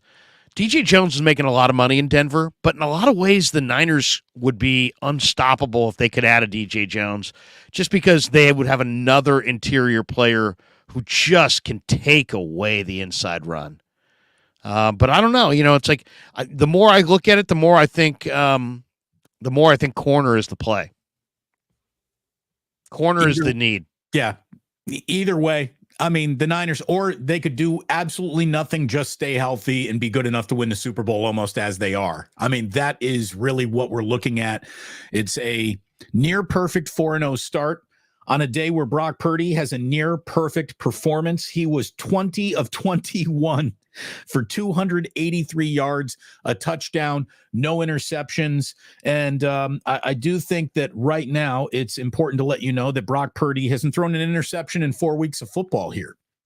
I mean, he is just making the right choice. He's keeping the 49ers on schedule. I think they only saw 5 third downs yesterday, Larry. That's a ridiculous number for how much they had the ball and how crisp the offense was moving. I mean, they were first and second downing the Arizona Cardinals to death. And it wasn't all underneath either, Damon. He took shots down the field. He took several shots down the field and he connected. You know what I thought the biggest play of the game was? What's that? Arizona comes out third quarter, scores a touchdown, failed 2-point conversion. So the Niners got the ball back. And now this is the teeter-totter in the game. This is, you're kind of going back to level here. And the 49ers are either going to score and go back up on the teeter-totter, or now they're going to go 3 and out. Arizona gets uncle momentum on its side by taking a lead of a game they look dead in the water in. I mean, it could have gone another way. The biggest play of the game, Larry, I thought was when Purdy came out and on first down play action to Ayuk for 34 yards right after the Cardinals cut into that lead. And it was Kyle Shanahan just basically telling everyone on the team, in the huddle and in the stands, calm down. Just calm down. What we're going to do is stay aggressive. I've got a quarterback who's red hot that I believe in. I can run Brandon Ayuk wide open on any football field in America, and I'm going to do it with a little play action. I'm going to do it right here, and we're going to flip the field on the first play of the biggest momentum drive of the game. And I just thought that was the one moment where Levi's got a little tight and then exhaled, saying, all right, we're still in control of this. Give Arizona credit. They've gotten closer. They haven't rolled over to die, but we're still in control of this game. And I just thought it got all the momentum back on the 49ers side and all the swagger and all the belief that we got this. And that to me was the biggest offensive play of the game in a game that was full of big offensive plays for the Niners. Yeah, I agree. Deep corner route, first play of the drive, 34 yards. It was 1st and 10 from the Niner 25. He finds Ayuk on the deep corner for 34, and all of a sudden the 49ers are on the other side of the 50 and rolling downhill to another score to make it 28-16. Now, you're spot on that one, and you could feel the nervousness in the crowd, and then you could feel, we're going to keep scoring. It's just going to be that kind of a day. I thought that play stood out. I'll tell you the other play that I thought really stood out to me, and it was earlier in the game. It was on the 49ers' second drive, and they got to 3rd and 4 at the Cardinal 39, and CMC got stuffed by Ezekiel Turner for no gain on 3rd and 4. And I'm thinking to myself, is Kyle going to try to kick the field goal? Some years we've seen them actually punt from this spot. They got a kicker now who can make it. Instead, he's like, no, I'm gonna go Purdy, 9-yard pass to Kittle. And it seems like, and that was Kittle's only catch, right? Wasn't that his only catch? Yeah. Did he only have one catch? And, he goes to Kittle for 9 yards. Suddenly they're on the 30. Then he goes to CMC for another 12 yards. And then that was the play before, or 2 plays before Purdy to CMC hurdled Keitrell Clark for the 18-yard. It was actually a run. It looked like a pass, but it was a run because he threw it to him behind the line of scrimmage, and that made it 14-0. But yeah, it was two. The play there that you're describing was a momentum shifter, and it was the one that's kind of said, you know what, the Cardinals got a long score, but the Cardinals can't stop this offense, and it just kind of sent the message that, you know what, there will be no big comeback, there'll be no huge late third, early fourth quarter collapse. That's not the way this is going down. And I loved it because, the Niners have had games under Shanahan where they just have not been able to step on their opponent's throat and just say, that's it, we're going for the jugular. And they did right there. I thought it was absolutely key. Let me hit a couple of these supers because they're kind of piling up here. Fish and Chips says, time to tap out of chatting 49er, of chatting forever. Critics every week from so-called fans wanting the perfect game. I will still watch YouTube, but commenting days are over. Okay, there you go. There you go, Fish and Chips. King's Pound was offered up right there. Thank you. There you go. HR says, congrats, Niners. We learned you can beat 4 tomato cans. Oh, look at that. Somebody's not convinced. They beat the Steelers in their place. I wouldn't call them a tomato can, or at least I wouldn't say it to Mike Tomlin. Fish and Chips says, here's a couple pounds. R.I.P. Russ Francis. Great tight end. Sad news. No doubt. No doubt. Stephen Pryor jumps in with joining late, but what are your thoughts about only having 10 on the field for the 2-point conversion? Oddly disorganized. I thought we need more cornerback support. I didn't even notice that. I wrote down 4 things that I didn't like. Having 10 men on the field is one of them. That's an indefensible position. Let's not pretend that there's any excuse to be made. The good news still stopped them. They still stopped them with 10 men on the field. Thank you, Oren Burks. Thank you, Hufanga. Right. By the way, Oren Burks was ornery Burks yesterday. He was fired up out there. He had one of his more physical, scrappy games that he's had since putting on a Niners uniform. Seriously, I got to talk to him this week because I talked to him last week. It's almost like he's a split personality. When you talk to him in the locker room, he's just warm, kind-hearted, underspoken, kind of quiet, respectful. On the field, he's a bad man. But in the locker room, he's he's got a very soft tone. Scott Fowler says, I want a DB, but protecting Purdy has to be number one. Yep, no doubt. And we got this one from Zachary Kelway. People throwing shade at Bosa not having any sacks. That's idiocy. Yeah. And Nick First of all, Nick Bosa has played himself back into football shape. He is still collapsing tackles into guards, and he's still an absolute handful. There is a clear memo sent around this league. You got to get the ball out in under 3 seconds playing the Niners, and give Josh Dobbs credit. He was looking for some downfield plays yesterday. He had some decent when he had decent protection, he used it to seek and hunt the big play. Sometimes he hit it, other times he didn't. The 49ers Bosa's also got a streak going, Damon, where every game that he plays, he draws a holding call against him. Oh, and that's just the one they give him. I mean, there's a guy riding him down to the ground every third snap, and it doesn't get called. It's one of those. It's the Pete Carroll cornerback philosophy. Pass interfere on every play. There's no way they're going to call it every play. And that's how you go about defending Bosa, I think. You hold him if you have to. Grab him and hold him. They're not going to call it every single play, and they call it less on Bosa than it feels just about anybody else in football. But no, believe me, if you're watching the 49ers and your big walkaway point was there's something wrong with Nick Bosa, thank God Larry and I are here for you. I mean, come on. Thank God you are watching 49ers Wake Up, because we are exactly the antidote to the nonsense that you're being fed by people who just want to scream for attention. So that's why we're here. We're brought to you by the Acai Bowl at Palmetto Superfoods. Absolutely delicious, nutritious way to start your day, to end your day. It is a great dessert. It is a great morning boost. It is a great lunchtime option for you. Go get the Acai Bowl. Just start with the Bay. It's their entry point Acai Bowl, and you'll be very happy that you did. You'll be happy, healthier. You'll feel better. Look at us. touting the merits of a vegan option. Larry, first of all, I never thought we'd be on YouTube, but here we are. Then I never, ever, ever, ever, ever thought that we would be selling a vegan anything, but here we are. Times are a-changing. Times are a-changing. Get healthy, get right, feel good. But this isn't even about that. It's about it's great. It's delicious. Delicious. I mean, I would say super fattening and bad for you. You should still eat it. Yeah, I mean, go get this not because it's good for you.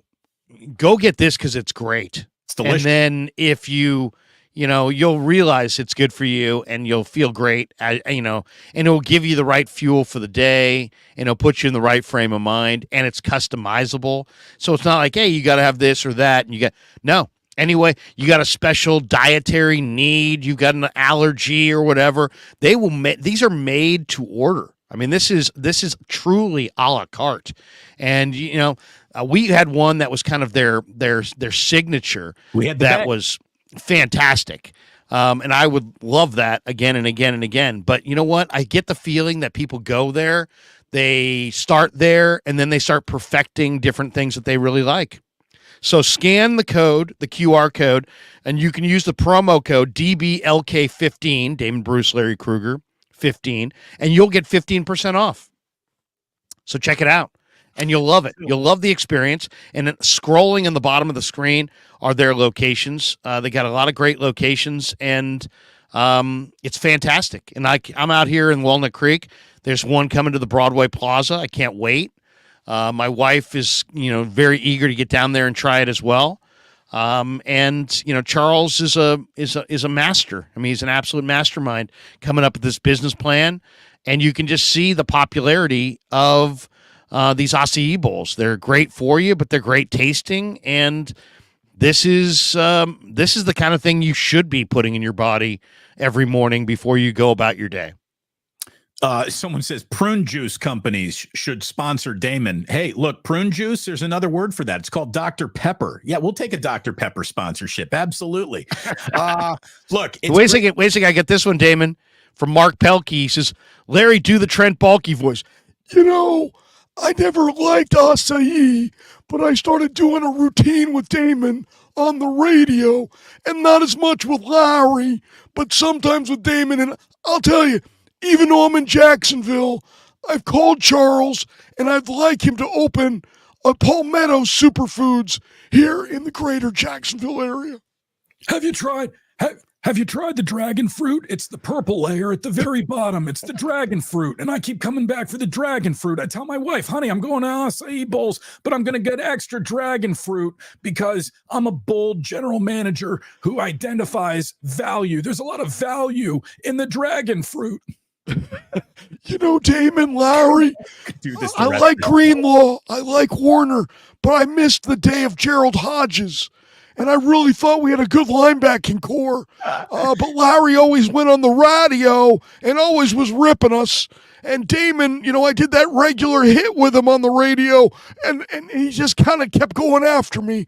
But I just wanted to say good luck to you guys, and God bless Trevor Lawrence.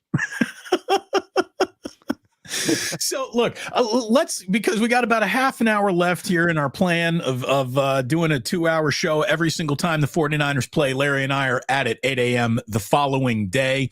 Obviously, next Monday will be a huge one against the Cowboys. I know Larry and I are going to have a special let's call it a Palmetto preview show. We'll give Palmetto a free day since they are our premier sponsor. We're going to do a little show based around previewing 49ers Cowboys because it is Cowboys week and it's a big week. But today's whole focus is looking back at what we just saw and what we have seen, not only in 1 week and 4 quarters of football, but over 4 weeks of football. It's an exemplary start to the football season. And I love the question that you asked in jest yesterday of Kyle Shanahan. Any problems with Brock's one incompletion? And Shanahan laughed, Larry, because he probably does have a coaching point in that one moment. Shanahan is always looking for ways to improve and ways to coach. And let me just show you week over week improvement, right? Wait a second. Before you do, Damon, let me share the screen on this one. Here we go. Thoughts on his day? He was great. He was almost perfect. Wait a second. Here we go. We'll start from the beginning. Here we go. Kyle, did you talk to Brock about that one incompletion that he threw today and what he could do better on that? I mean, that's why we punted on that one drive. But seriously, have you ever seen a quarterback go 20 of 21 and your thoughts on his day? He was great. He was almost perfect. That was a 3rd and 20 something anyways, but he was great. Hung in there, made some big throws. A lot of times that defense is real. They don't give you the big throws, so you kind of got to pick them apart. He was very efficient at doing that, and when he had his opportunities for the big ones, and he saw it right, made the right throws, and our guys came down with it. There you go. A little Kyle Shanahan yesterday And look, from the presser. Purdy wasn't totally perfect. There were a couple behind the route throws. I thought Mason had a really nice catch on normally a route that is reserved, specifically carved out for McCaffrey, and you're not expecting Mason to come into the game and run that route. And they caught the Arizona Cardinals basically off guard. It was an imperfect pass, and Mason went behind him to find it, but Purdy hit a wide open Brandon Ayuk throughout the game on multiple times. He was hitting his tight window throws. It was an exemplary day of offense, and again, improvement week over week.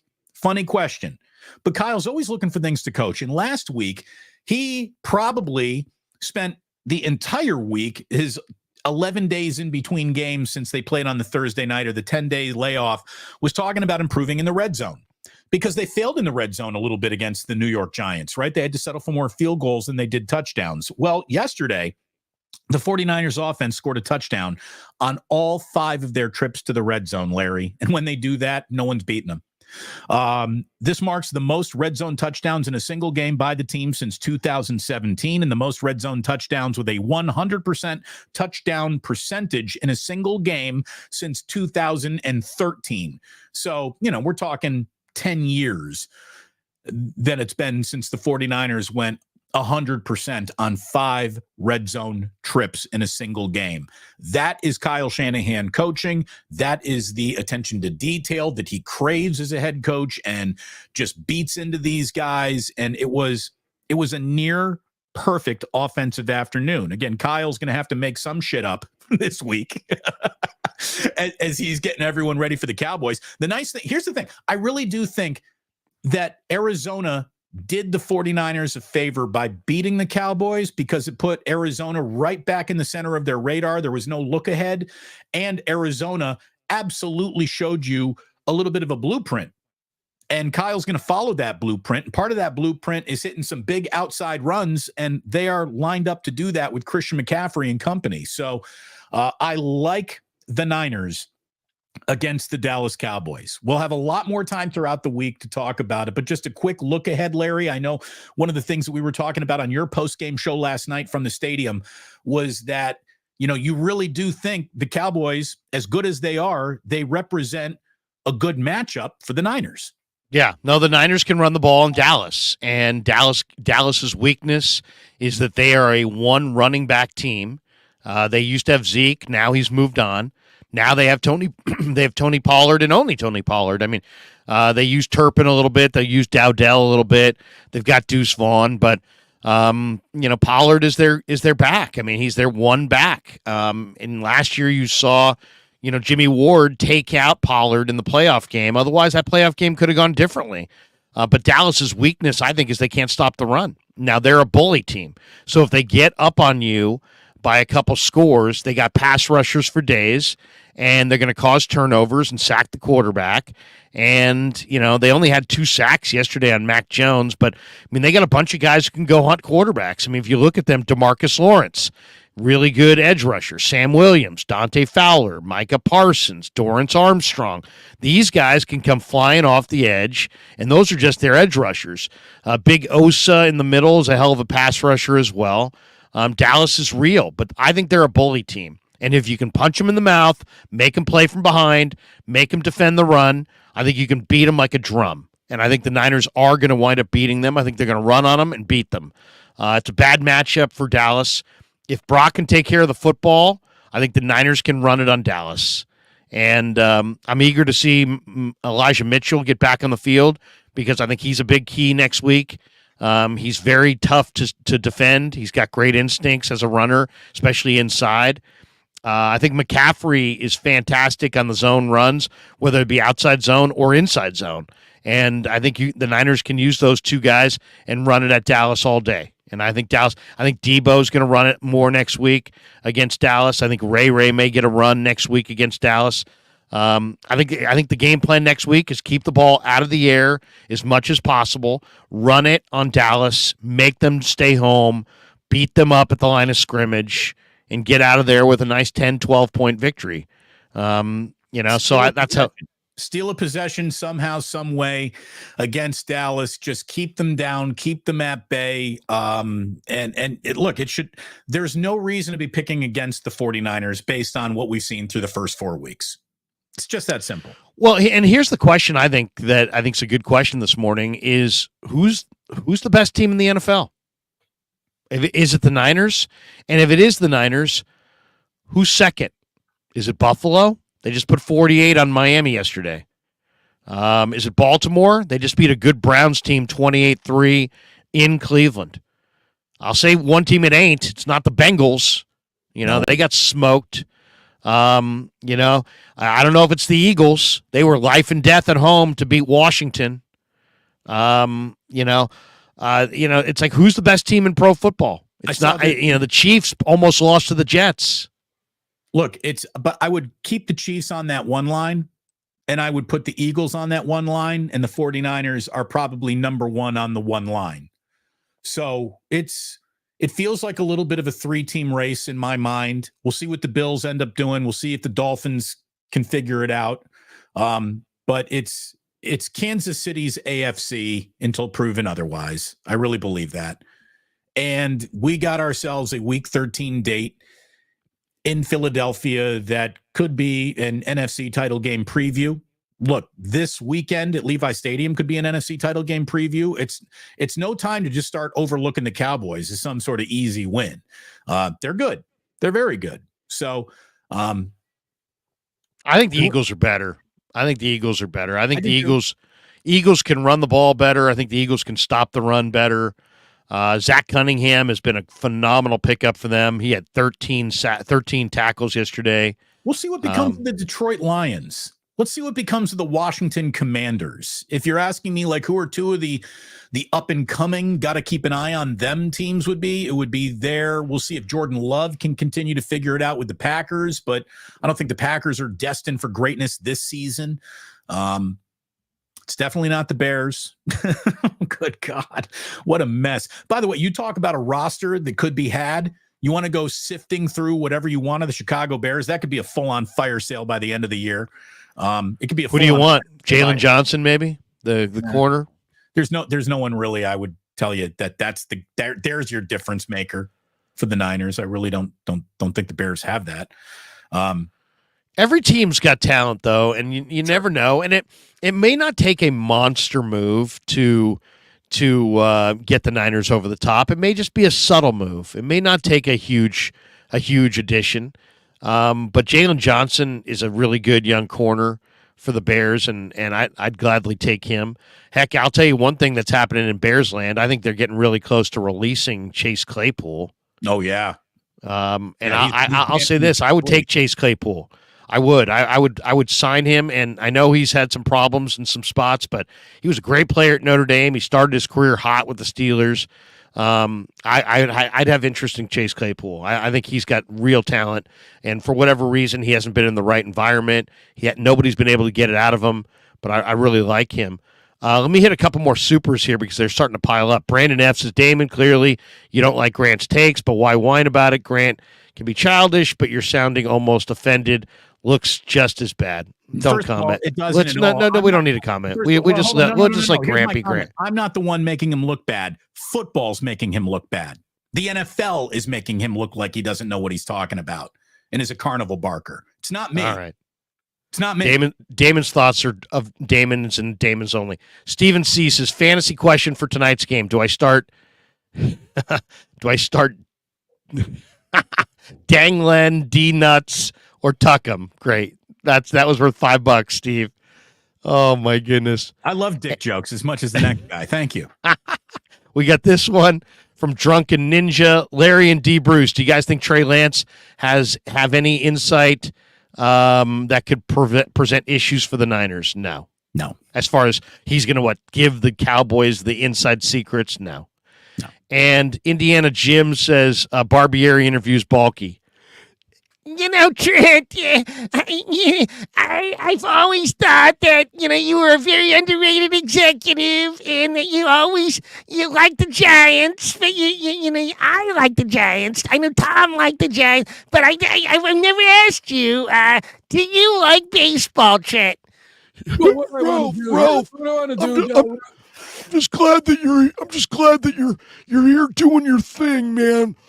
I just really admire the career that you've had. I mean, they call you the Razor, and, you've always been the Razor. And to me, I use a Bic, but I'll tell you, when I think razors, Ralph, I think of you. Trent, you're so cute comparing me to a razor. They always said my voice was like a razor, but I don't hear it. I don't hear what you hear. But I just want to say great job in Jacksonville. Say hi to Peterson. I can't believe that Peterson got a Super Bowl. Hopefully the two of you get one together. Ralph, I appreciate that sentiment. I kind of wish I was there with you here in the Bay, but thank you, Ralph. And All right, to me, you'll always be the Razor. Super. It was only a $2 super. We don't need an hour of And we got this one too. Bearded Niner Larry. That impression sounded like the principal from Beavis and Butthead. Sorry, very much. I need a certain amount of water to get my impressions down. No, it was two distinct voices that dotted the radio airwaves, kind of like we used to have, Larry, distinct voices dotting the radio airwaves. But here we are over on YouTube, and it's an awful lot of fun. This has been a fun start to a football season, and we're going to get together again on Friday to do a little Cowboy preview. Yes. We are, of course, going to be coming to you with another 49ers wake up the day after the Cowboys game. Covering this team this year is going to be an awful lot of fun. They are everything that you wanted Kyle Shanahan to do with his football team, he's doing this year. This is the year it's all coming together. So selling out future seasons, again, I don't want to hear about, well, if you do this move, it'll be hard to repeat. You're not repeating anything. Win one Super Bowl and then worried about it. It's big, Damon, because, man, all these guys need it. Lynch has had a Hall of Fame career, but I think this would be the capper for him. I think Jed obviously has had a lot of business success. He's been hailed as a success in many different corners of the business world, but he hasn't had the football success that Uncle Eddie has had. In a lot of ways, I think Jed is a made man with his own family if he gets this done. Shanahan is the best coach in the NFL today that doesn't have a Super Bowl ring. He's probably a Hall of Fame type coach if he gets that ring. So, and his rival McVay has one. His play calling genius equal and Andy Reid has two. He was brought here with a clear plan, which is don't win the bowl. Don't win playoff games, win the 6th Lombardi. And, his contract extension will guarantee by the end that he's had a longer run here in San Francisco than Bill Walsh. So he's made lots of money. He's going to have he's got great job security.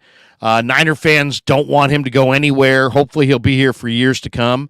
But this is on the to-do list. This is the elusive Holy Grail. And if these three men are able to get this done, I think in a lot of ways it will complete. I mean, they're all, I don't know Jed's family situation, but I do know that Kyle's very much a family guy, that John Lynch has raised a family. These people are going to be completely satisfied with their lives if they never win a ring. But this will be the professional capper to a great career. And for John, he's already a Hall of Famer, but this will make him this will be John Lynch is a massive success. I mean, he was a two-sport athlete at Stanford, could have played pro baseball, decided to play pro football, became a Hall of Famer, was damn good in the booth, left the booth, was totally an unproven entity as an executive, and has now established himself as one of the best general managers in the game. And if you ask the question, and I was going to talk about this yesterday with Lo Neal on the pregame show, and I didn't get a chance to because we got talking so much about the matchup. But if I said to you, Damon, John Lynch and Kyle Shanahan, is that the best combo head coach GM in the sport right now? And I would say that it probably is. Now, I know everybody's got their own feeling on exactly where these guys sit. But I think if they're not the best, they're pretty damn close to the top of the heap when it comes to the combination of head coach GM. I mean, Howie Roseman and Sirianni. I was about to say Roseman and Sirianni would be the names that those are the first two names that popped into my mind. But that's almost more on Roseman's reputation than it is even on Sirianni's. Yeah, I mean, Kansas City's obviously got to find Brett Veach and Andy Reid. Yeah. I mean, Pete Carroll and John Schneider, Eric DeCosta and John Harbaugh. I mean, there's a few. Mike Tomlin and Omar Khan. Hey, McVay and what's his face? McVay and Les Snead. Yeah, and Snead might be heard from before this year is over. So there's a lot of talent in this league. There is a ton of talent in the coaching box, in front office suites, and the Niners have as much talent dotting the entirety of their franchise in every aspect of their franchise, on every branch of their franchise, as any team in football. Again, they are, how much of a model franchise can you be in week 4? We don't know what the model's finished up, but the Niners are a model NFL franchise. Full stop. It's who they are. They are a team that more teams want to be more like than less like. It's just who they are. They have married this concept of physical, violent football to a scheme that is the envy of offensive schemes, that is producing 30-point scoring totals on the regular with a defense that is a bare-knuckle back alley brawler who can absolutely beat you up. It's what you want from a football team. What do you think of this criticism, Damon? Batman29 says, so much money in the D-line, yet where are the sacks?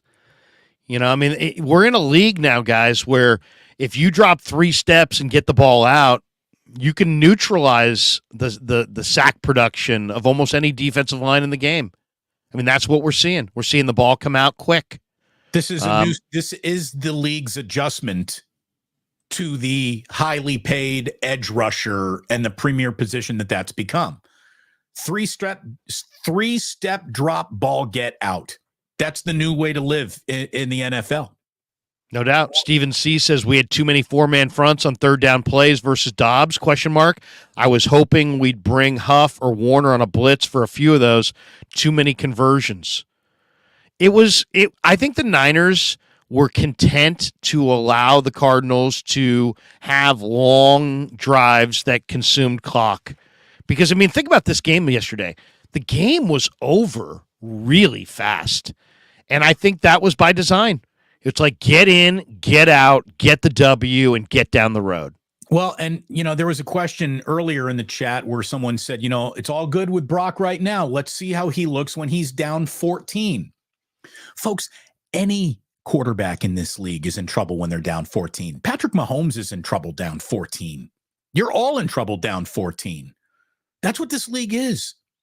You're in a lot of trouble when you're down 2 touchdowns. I don't care who you are, where you are, how good your team is, how good your coach is. You go down by 14 points. That's a game you're supposed to lose right there at that moment in time. Weren't they down 10 in the fourth quarter to the Raiders in Vegas last year with Brock Purdy?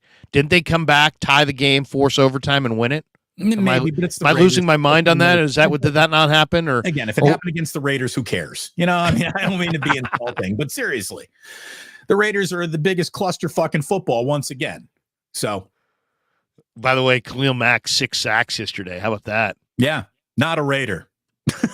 Not a Raider. Not a Raider. Was a Raider, not a Raider. Who do you do it against? The Raiders. The Raiders. The Raiders. Damon, I'll say this too. Watching this 49er team right now, I don't feel like they've come together. I mean, they're 4-0. Have they had their signature game? I don't think so. I really don't. I think there's a lot more there. I think there's more there. You know what I mean? What are you looking for? What will be a fingerprint that says that will allow you to identify that as a signature game? Because to me, Brock Purdy doing that while Christian McCaffrey does that's pretty much a signature offensive game, I think. But I guess you're just looking for a little bit more bare knuckle brawling from the defensive line. Is that what you're looking for? Well, I'll say this. I mean, I think they've got some key pieces that we still need to see. Like, I think Womack and Luter could really add something to their secondary. I'd like to see a little bit more edge rush talent. Maybe Robert Beal. He's on IR, slated to return. I'll say this too. I would love to see them with what their offense would look like with a true vertical threat out there. I mean, they've got Danny Gray on the IR. Just watching Rondale Moore do his thing with Arizona, I'd love to see the Niners add a Rondale Moore type burner. Just a little bit more speed, maybe to create more space for Kittle, Debo, Ayuk. I mean, the Niners have a tremendous quarterback accuracy, and obviously really good weapons, but they're operating right now without Danny Gray, without that deep speed, without somebody who can run off the top of a defense. And when you're watching the All-22, you can see them being defended a little bit, like they don't honor the deep ball quite as much. I don't know. There's wrinkles, but I think the O-line can get better. I think you've got some young players and Banks and Burford and McKivitz that are going to get better as the season goes on. I think the defensive ends opposite Bosa. I was talking to Drake Jackson yesterday in the locker room, and I said, Drake, what would you give yourself? And you can watch the interview right now when we're done on YouTube. I said, what kind of grade would you give yourself? The guy had 3 sacks in the opener. Yesterday, he almost intercepted a screen pass. He's gave himself a C-. And I just think that maybe there's one more edge piece that could be added to this mix to make them a little bit more ferocious up front as a group of rushers. I mean, Hargrave commands doubles. Bosa commands doubles. Armstead is maybe the most underrated player on the whole team. And Drake is a real nice young player.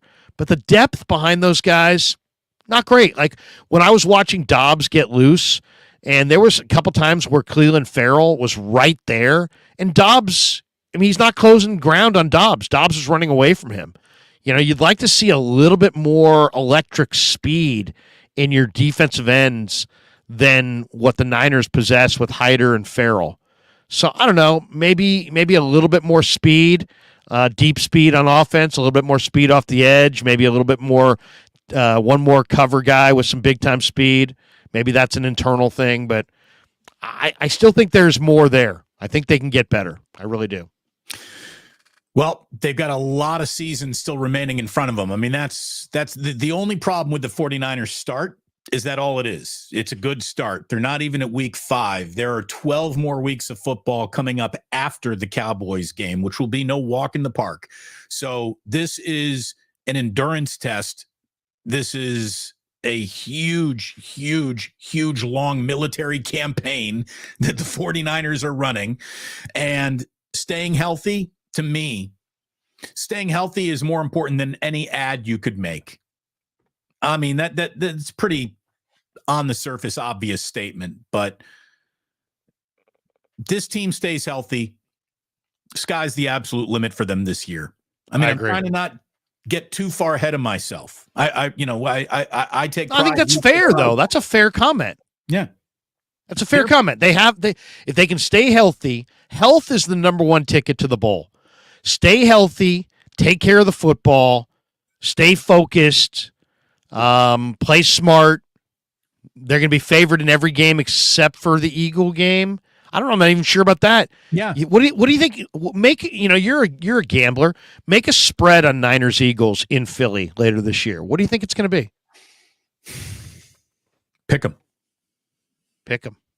Wow. I mean, seriously. Yeah. That I feels was going to say. I thought you were going to say like maybe Eagles -1, something like that. So what? Any home field advantage is supposed to be worth 3 points right there. So maybe the Niners are good enough to offset that and turn it into a pick 'em. Mike Monahan asked a question on the Super Chat, Damon. Which quarterback in the NFL makes it look as easy as Brock Purdy? What do you think? I mean, Mahomes is Mahomes. Yeah. Josh Allen looks damn good, man. Caleb Williams at USC made it look pretty easy yesterday. Benjamin Lopez, not sure if it was mentioned yet, but Niners didn't have to kick a field goal yesterday. Who was more responsible for our recent red zone success, Brock or McCaffrey? It's the two of them working together. I mean, that's the thing. We live in an age where everyone wants to identify the one person who did the job. The Niners are so much more than one person doing the job. It's how all these pieces fit together. That's what makes them special. That's what makes red zone execution go bonkers, because if Christian McCaffrey is lined up, behind Brock Purdy and then all of a sudden motions out, the amount of attention you have to pay to that, the amount of eye candy, the amount of I've never seen, by the way, a fullback go in motion more than what Kyle Juszczyk was doing yesterday. He was running all over the place. By the way, the one element of the television broadcast, because Larry, you're at the stadium, I'm at home watching the game.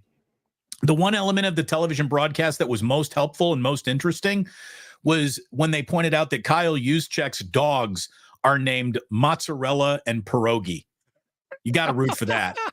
You got to like dogs named Mozzarella and Pierogi. That's solid. One of my favorite moments in that game is when Juszczyk tried to go airborne over the line of scrimmage, and he kind of got shut down. And then Kyle was like, "Yeah, we're just going to sneak it in with Purdy on the next play." So Purdy had a rushing touchdown to go along with a near perfect afternoon. But look, here's how quickly it comes and goes in this league. And to say that Brock Purdy's game yesterday is now a harbinger of all that is to come is fool's gold. Let's not get too over our skis, but we're trying to appreciate a moment in the vacuum in which it's happening. And yesterday, Brock Purdy had a moment, a historically significant NFL moment with a completion percentage that was the fourth greatest completion percentage, minimum 20 attempts the league has ever seen. He was incredible. This offense is cooking with a point production that is mirroring the most successful point-producing offense the NFL has ever seen.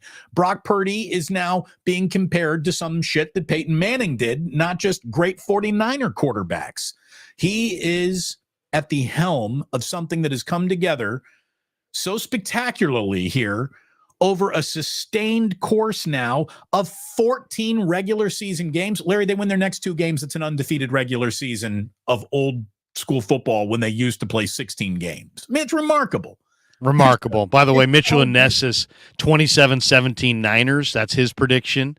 Adrian drops I miss saying, who's got it better than us? Cheese said, yeah, Brock's doing great, but dink and dunk, though. Always drip, 805. Niners 33, Cowboys 20. That sounds right. That sounds right about right. I think that's probably a pretty solid prediction right there. Yeah, I mean these are good days, a lot of fun.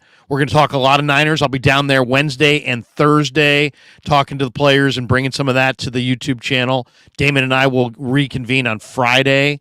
Man, good show today, man. Good show. Lots of good stuff. 2 hours went by fast. It always does. 2 hours, 1,000 people in the room still. I mean, just an amazing outpouring of support for you and I from the audience.